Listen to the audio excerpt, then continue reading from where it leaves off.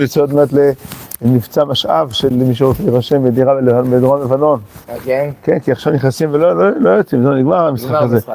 כן. אז אומר רבי הזקנים, אם הרצות שלהם הקדוש ברוך הוא כבש בידינו, אז מה זה יעזור להם עכשיו לכבוד לקחת ממנו דברים?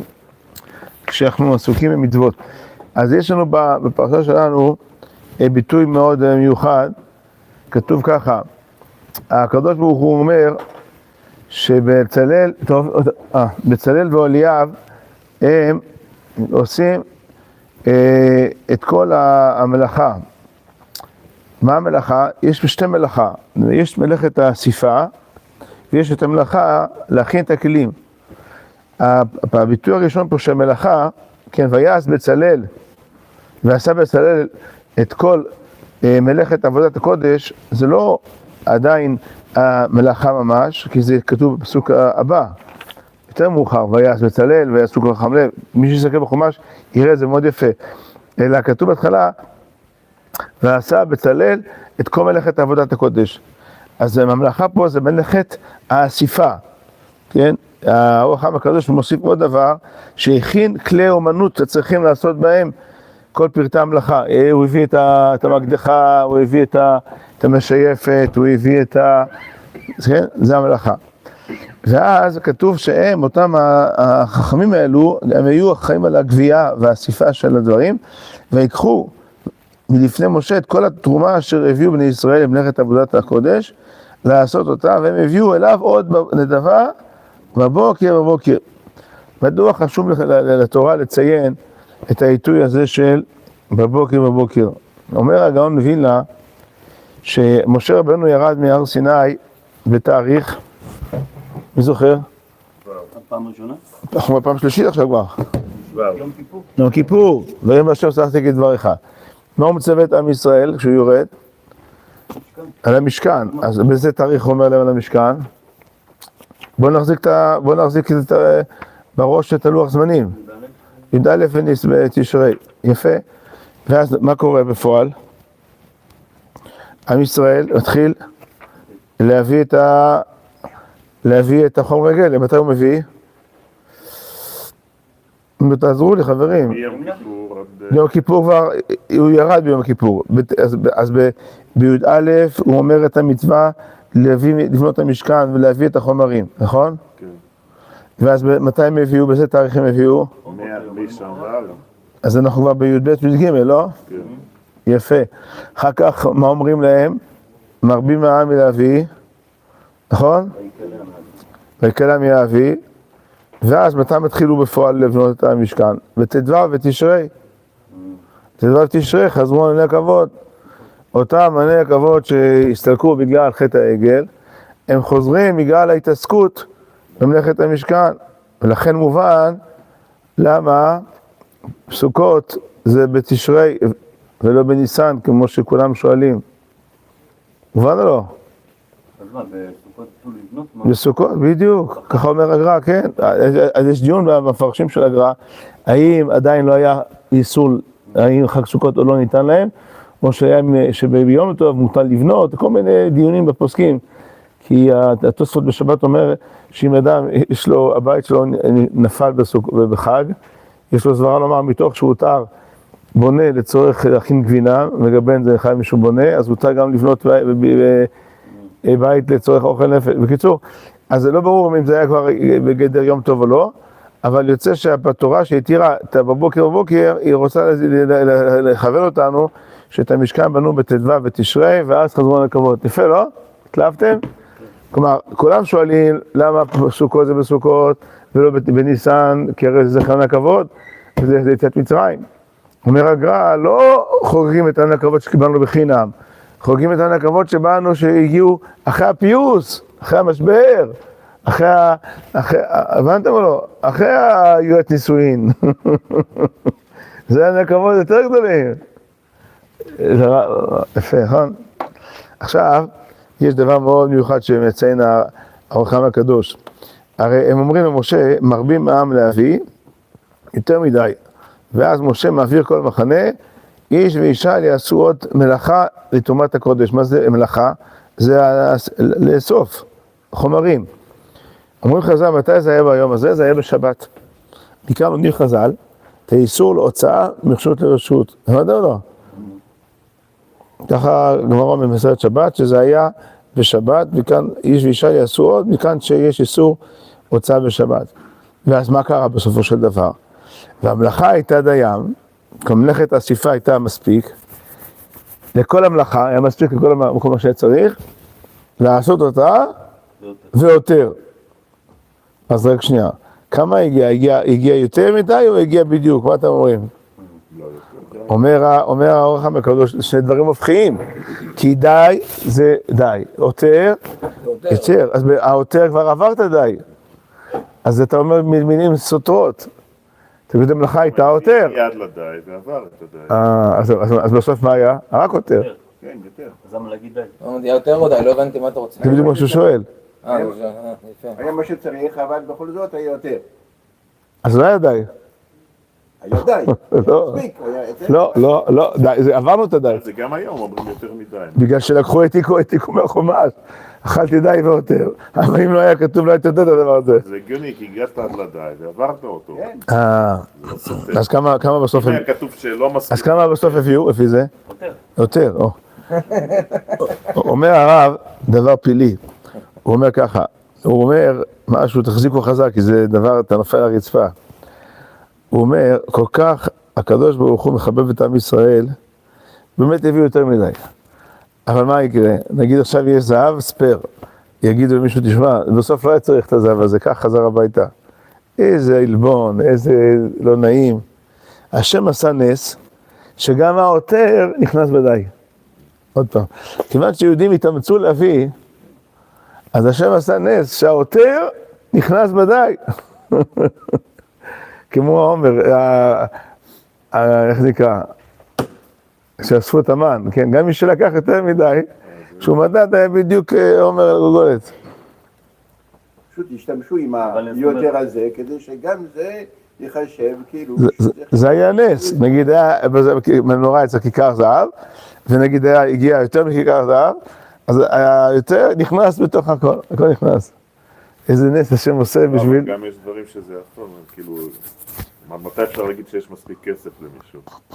אין דבר כזה. זה בני אדם, אבל כשאתה יודע שזה... תראה, אתה יכול להגיד לשוטף, אם אתה עכשיו נגיד בונה בית חדש, אז אתה מזמין רצפות, ואתה משאיר עוד כמה מטראז' בצד, שאם יישברו.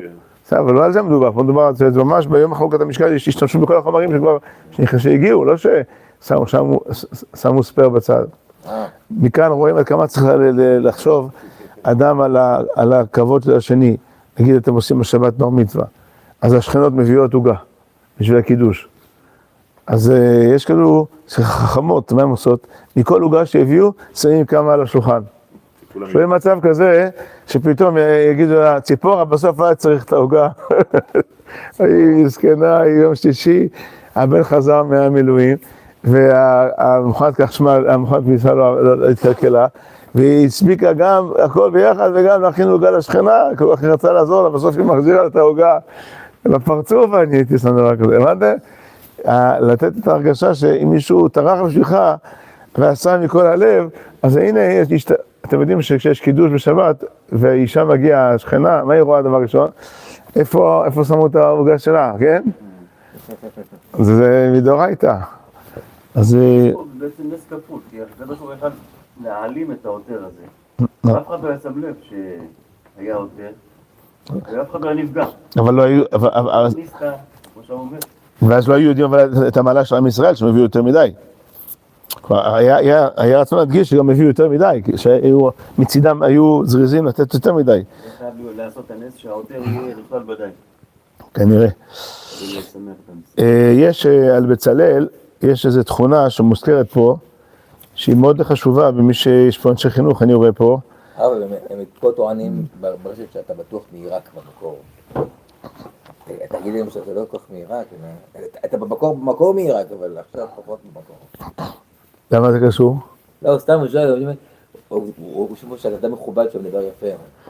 ולאורות נתן בליבו. למרות שהוא לא מעיראק. אתם שומעים?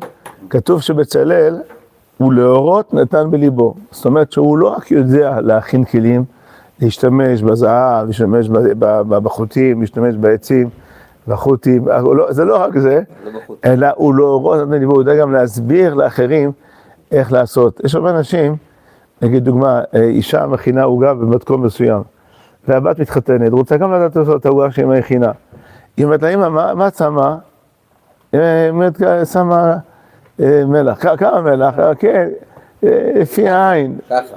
הבת עושה מה פתאום, הבצק יצא לא טוב, וזמיקים, זורקים את הכל, כל המג'י מיקס נדבק, וזה, למה? היא לא מצליחה להעביר את השיטה, היא יודעת לעשות, כן? בטח הייתם פעם בסיום כתיבת ספר תורה, אתה בא לכתוב את האות שמכבדים אותך כדי בשביל התמונה, כן? אתה בא להחזיק את הקולמוס, הוא אומר, שנייה, לוקח תחת את הקולמוס, תשים יד עליי. וזה כאילו שכתבת. לא, כולם יודעים להסביר. אז זה עוד חוכמה. חוץ מהחוכמה של בצלאל, החוכמה של להורות נתן בליבו, ללמד את האחרים. למשל דוגמה, אתה יודע לפתור תרגיל במתמטיקה, אבל איך הגעת לפתרון? יש לך שכל בראש. אתה יודע להעביר את זה למישהו אחר? זה חוכמה בפני עצמה. לא תמיד מלמדים את זה, לפעמים זה לא עובד. לא עובד. לא. אז זה היה המיוחד של בצלאל, הוא להורות נתן בליבו. גם זה הקדוש ברוך הוא נתן בליבו. זאת אומרת, זה מצד עצמו היה בו? לא כתוב. היית חוכמה לך כאילו? נכון. גם 13? אם אתם מחזיקים חומש ביד, אתם תראו שיש יריות כיסוי למשכן. הכיסוי הראשון נקרא בשם משכן. ויעשו כל חכם לב ועושה המלאכה את המשכן. מה זה המשכן? זה גם שם כולל. יפה. זה גם שם כולל לכל המשכן. זה גם שם פרטי לכיסוי הראשון. הכיסוי הראשון נקרא בשם משכן. הכיסוי השני נקרא בשם יריות עזים. הכיסוי השלישי נקרא אורות אלים ודמים, והמכסה הרביעי נקרא אורות תחשים. יש דעה בחז"ל שהרביעי זה לא שלישי ורביעי, אלא זה שלישי שהוא חצי חצי. אז עוד פעם, נחזור על היסוד, משכן זה שם פרטי גם לכיסוי הראשון. כמו מנורה. שמה? המנורה זה גם המות האמצעי. כן, האמצעי, יפה. עכשיו, זה ההכנה. מה קורה כשהקימו את המשכן, בפרשת פקודי, זה גם נקרא את זה השבת. תחזיקו חזק, כי זה דבר שקשה לעמוד בעוצמה שלו. כתוב שמשה רבנו מקים את המשכן, ויקם משה את המשכן, ויתן את אדניו, וישם את קרשיו, ויתן את הפריחה, ויקים את עמודיו, ויפרוס את האוהל על המשכן. אנחנו יודעים שהאוהל, מה זה האוהל? זוכרים או לא? האוהל זה המכסה השני. עוד פעם, אין לכם חומש ביד, זה בעיה, התורנים לא הביאו. כתוב, ויעשו כל חכם לב, ועושה מלאכה את המשכן. משכן הסברנו זה הכיסוי הראשון. אחר כך כתוב, ויעש יריות עזים לאוהל על המשכן. ואחרי זה כתוב, מכסה תחשים, ומכסה אורות אלים, מכסה תחשים. בפרק מ', כתוב, פרק מ' פסוק י"ז, בוא נגיד את זה עמוד, כל אחד משהו אחר, פרק מ' י"ז, מה כתוב? הנה בבקשה, עמוד רשת, איפה אתה? כן. כתוב בעליית שישי של פקודי, והיא בחודש הראשון, ויקם משה את המשכן. מה זאת אומרת את המשכן? הוא שם את מה זה משכן? הסברנו? לא, אז לא הקשבת. הכיסוי הראשון נקרא בשם משכן. לא, אבל פה זה השם הכולל. לא, ממש לא. תסתכל בהקשר. ויקם משה את המשכן, ויתן את אדניו, פסוק הבא, ויפרוס את האוהל על המשכן. ככה הוא עשה. בהתחלה הוא שם את הכיסוי הראשון. הוא חייב לשים את הקרשים קודם. זה מה שאתה שואל.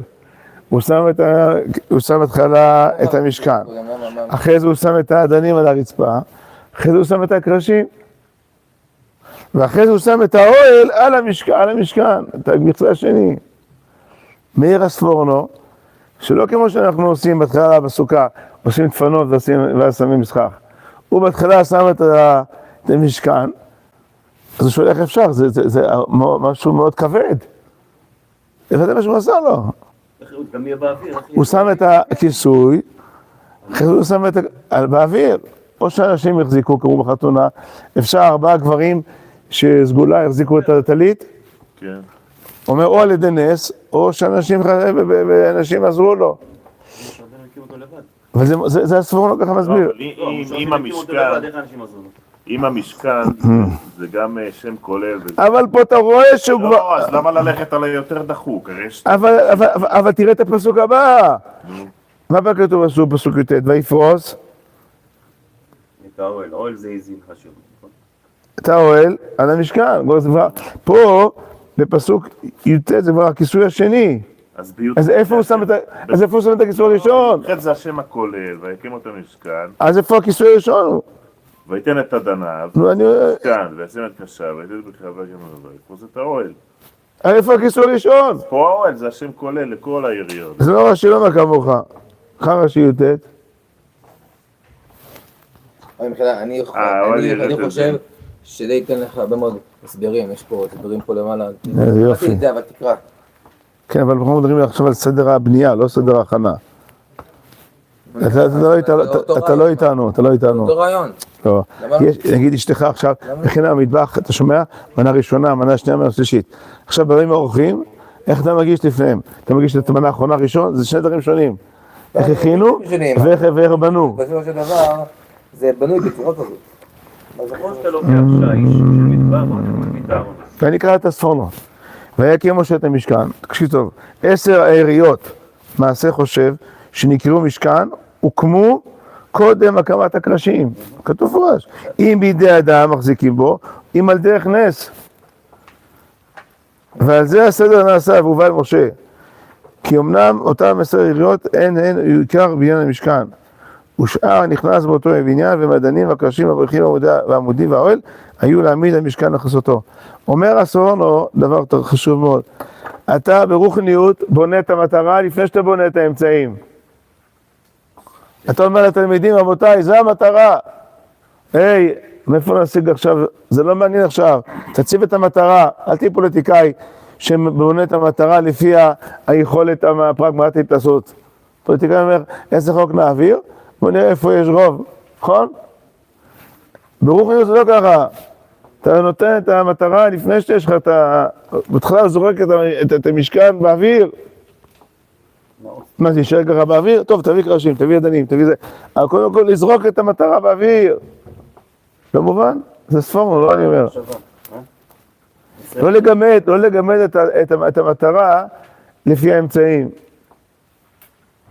מספרים שמרכז הרב, כשבנו אותם בקריית משה, יש את הבניין, איפה שרואים אחרי בית מדרש, הרב צבי אמר, צריך מקום ל1,000 איש, אמר לקבלן. הרב שפיר אמר 400 איש, אז הקבלן עשה פשרה 300. אתה מבין? זה פתרונות של קבלנים.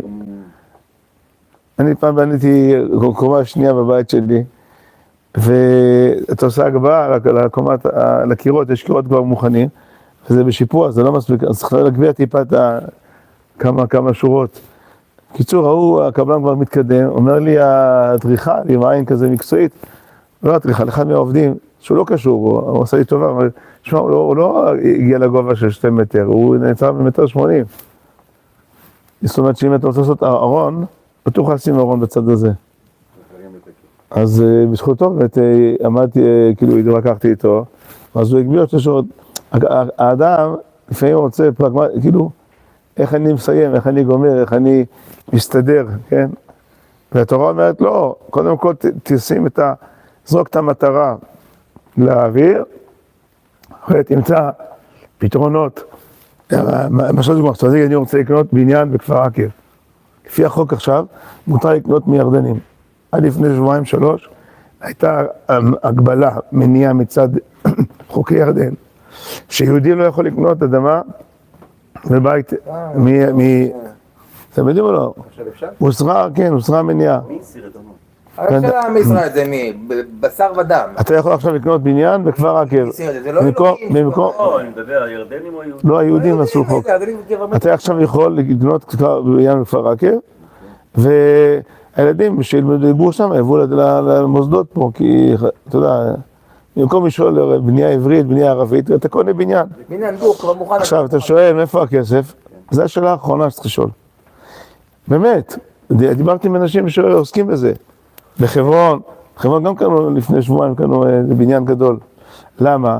ברגע שאתה כבר דיברת עם המוכר, הגעתם להסכם במחיר, יש לך עורך דין, היום אתה רושם בוואטסאפ, אנחנו צריכים 4 מיליון לקנות בניין בכפר עקב, אתה תוך 24 מקבל 6 מיליון. ככה זה, כי... מאיפה בא הכסף? לא הבנתי. יש ברכה ב2 מיליון.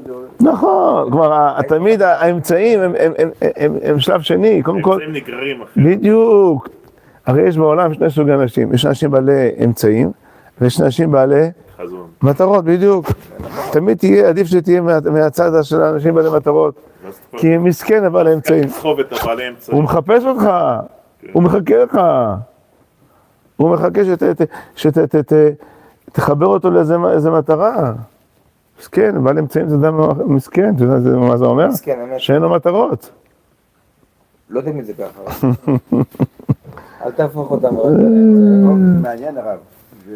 אז תחשוב על זה, על הבניין הזה. יש לך זמן לבדוק את הנושא הזה? לא, באמת. יש לך זמן לטפל בזה. טפל בזה. זה שאפשר לקנות עכשיו. זה המגבלה של הירדנים. סתם, זה בלוף. וזה נשאר כאילו... 54 שנה היה וצריך בזמן להעיף את החוק הפתודם הזה. בדיוק. גם עוד אנשים עם קצת אומץ, ואחרי שמבטלים אותו, הכל במוח הרקוב של בני האדם. עכשיו אנחנו שואלים שאלה, הלכה למעשה, אנחנו בתקופה לפני פסח, אני בא לקנות מוצרים לפסח, בסדר? מה לקנות? עוגיות בתפזורת. יש ברוך השם מאפיות שהן קשורות לפסח, או שהן קשורות לכתחילה, או שעוברות הכשרה, ועכשיו אני קונה עוגיות בתפזורת, כלומר הוא מקבל ארגז מצלופן כזה, אתם מכירים? והארגז, פותחים את הצלופן, כמו שאתם מכירים, ואז מזה הוא ממלא, אתה ממלא שקית של 500 גרם, קילו, של עוגיות. רגע, שנייה, או למשל, יש בכל השנה, היום יש, לא ראיתי פחות, יש סופרים שיש עוף גריל, אתה קונה עוף שהוא ככה מסתובב, אתה קונה אותו כבר חם, מוכן, ואתה שם מביא אותו הביתה יכול לאכול. מכירים את זה? זוכרים שהיה פעם כזה בסופרים? נכון, נכון. עכשיו, אתה בא לסופר, אתה רואה העוף כשר, העוגיות כשרות, כן? הירקות כתוב עליהם תעודת משלוח. האם אפשר לקנות בפסח, או לקראת פסח, עוגיות כאלו בתפזורת, או עוף בכל השנה, שהוא כבר לא בתוך האריזה שלו. הוא אומר לך, היהודי שם שעובד, העוף הזה, זה בא מהחברה הזאת, הנה. אפשר לסמוך או אפשר לסמוך? אני לא הבנתי את הגינה. לכאורה לא. מה רמת הידיעה שאתה יודע בשביל לקנות מוצרים פתוחים? בכל או בארץ ישראל? בארץ. לפי רוב. לפי הכשרות שלהם. יש להם כשרות על המוצר הסגור. נו, אוקיי. אתה בא, המוצר פתוח. אתה לא רואה את הסגור, מה אתה יודע מה היה שם? יפה מאוד. לא, אבל הרב, הוא צודק. זה רוב. לא, רוב. לא, מה אתה תחשב שזה? אולי זה קבוע. בסוף שאין לך מושג מאיפה הוא, זה לפי רוב. אבל איזה רוב? אבל יש גם קבוע. מה? יש מושג של קבוע. כשרות, רוב קבוע, זה חנות. לא, יש רוב ויש קבוע. אם אתה נכנס לחנות, אתה לא זוכר איזה חנות קנית, זוכר? 9 חנויות מוכרות כשר. אחד מוכר טרף. בחוץ, מחוץ לחנות. הוא אוכל כשר. נכון, אבל כשאתה הולך לחנות לקנות. כשאתה הולך לחנות לקנות. אבל מה הוא? אתם שומעים? עכשיו, אנחנו מתקדמים טיפה. אתה לא יכול לסמוך, אתה לא יכול, אם אתה מוצא לך בשר ברחוב, ורוב החנויות כשרות, אתה יכול לאכול. כן. אבל אם אתה הולך לחנות, אתה לא זוכר איזה חנות קנית, מספיק שהיא חנות אחת טרפה, אסור לך לאכול את הבשר הזה. כי זה קבוע, הלכת למקום שהוא שם. שם זה הופך את מוכרים. זה לחצי חצי. נתקדם טיפה. מה? כמחצה למחצה גם. בדיוק, יפה מאוד.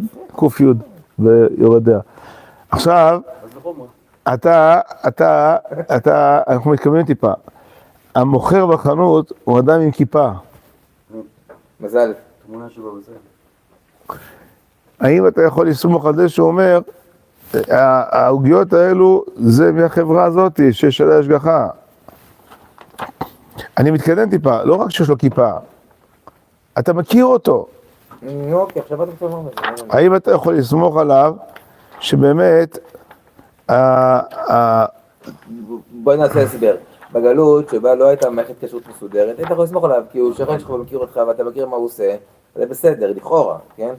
בארץ ישראל יש מערכת כשרות מסודרת שאתה לא יכול לעשות מה שאתה רוצה, וגם אם הוא הביא את זה נראה לך יהודי עם זקן עד כפות הרגליים, זה לא אומר שהוא לא כופר. לא מבין, מה הבעיה? הוא אומר לך, הנה, פתח את הקופסה הזאת. תאמין לו, מה לא תאמין לו? מה? למה לא להאמין לו? צריך למה מערכת לא כשרות. דרך הנאמן צריך באיסור, מערכת כשרות.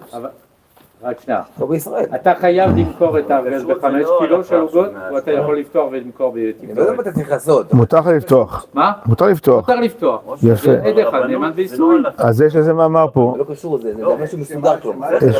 אתה שומע? זה לא קשור. יש, רבנות, אני אגיד. ברור שלא קשור.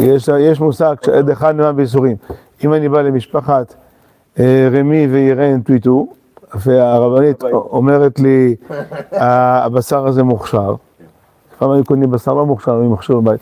אני יכול לאכול כי זה עד אחד נאמן בייסורים. אפילו שהיא אישה והיא לא קשורה לעדות.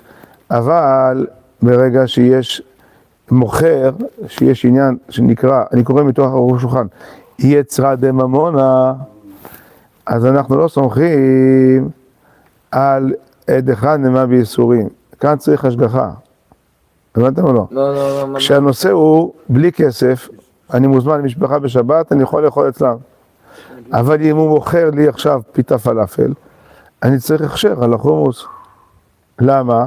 כי ברגע שיש כסף, כבר לא סומכים על הנאמנות, נכון שהוא אדם מאוד נאמן, אבל בגלל שזה עניין של רווחים, אז צריך מערכת השגחה.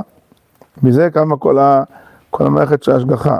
הן למצב שהמוכר לא ירא שמיים, וגם במצב שלא ירא שמיים. בשני מצבים צריך מערכת, היה פה הרב מחפוד, הרב מחפוד המוכר, היה פה לפני שנתיים, היה ברית מילה, ושהביא אותו לפה. יש לו מערכת כשרות לרב מחפוד, הוא היה ביישוב פה.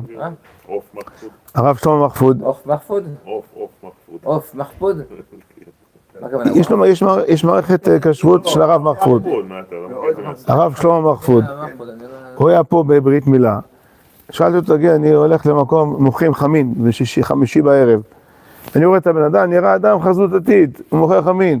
אפשר לקנות או צריך כשרות? לא, צריך כשרות. למה? כי ברגע שיש כסף, עד אחד, לא סומך עד אחד. מה זה כשרות? אם כתוב, מה זה מוסיף? יש מישהו שהוא... יהודי בן 13. פעם, לא שלי אדם נראה יפה, לפחות כמו הרב עמר. בכל הפחות. הוא שמח עליו איך שהוא נראה, זה, קנה. ידע יפה והכל, ידע גם למכור. איש שיווק, הכל בסדר. אני הרגשתי שאני לא נפל איתו. רק דבר שני, יש פה בעיה, משהו, לא יודע. הכל פסול. כן. בא אליו, מה עשית? מה אכפת לך מה אני עושה? קנית, לא, מה אתה מתווכח? טוב, אני רוצה, תביא לי אחר. בסדר, טוב. מה, אז הוא מביא יחזיר אותו, לפני שהוא מחזיר, אבל שהתחיל לקרוא את זה. אין מה לתקן פה. אז האישה שאלה אותו, למה אתה קורא? מה אכפת לך מה אני קורא? מה זה פסול? מה זה משנה אנחנו? אבל אחר כך אנחנו נמכור את זה שוב פעם. ככה זה עובד. אנשים מדברים לך, יהודים, כשרים, 700 קדימות, ב1,000 יציאות, עושים לך מה שהם רוצים.